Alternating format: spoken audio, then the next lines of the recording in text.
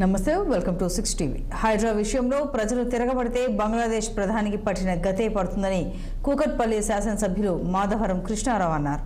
న్యాయస్థానాల నిర్ణయాలను, చట్టాలను సైతం గౌరవించని పరిస్థితి రాష్ట్రంలో నెలకొందన్నారు.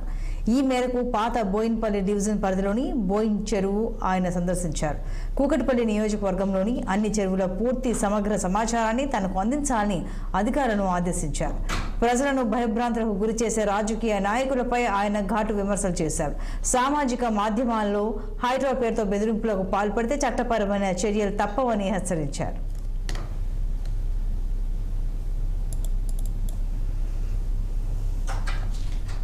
పట్టుకున్నటువంటి వాళ్ళ తెరువుత మాత్రం వదిలిపెట్టే ప్రసక్తి ఉండదు.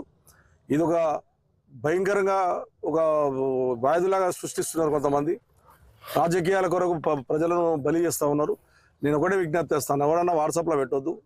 మీరు క్లారిటీ ఉంటే మీ ఎంఆర్ఓకు, మీ కలెక్టర్కి రిమాండం ఇవ్వండి. అదేవిధంగా విలేకరులు తీసుకొంపండి, విస్తరణ ఎంతో తెలుసుకోండి, ఇన్ఫర్మేషన్ యాక్ట్ పెట్టుకోండి. ప్రతి చెరువు టు చెరువు మీరు మాట్లాడుకొని ఆ ఇన్ఫర్మేషన్ యాక్ట్ తర్వాత మీరు ప్రెస్ మీటింగ్ పెట్టండి. అప్పుడు జవాబు మా సొంతం చెప్తాం.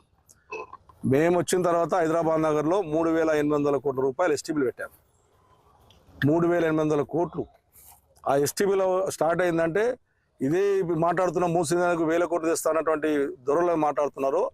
ఆ ఎస్టీబీలు తెచ్చింది మేము, నాలలకు రిటైనింగ్ వాళ్ళు కట్టింది మేము, బతుకమ్మ కుంటలు బతుకమ్మలు మురికి నీళ్ళలా వేస్తున్నారు అని చెప్పి కోనేలు కట్టించింది మా పార్టీ.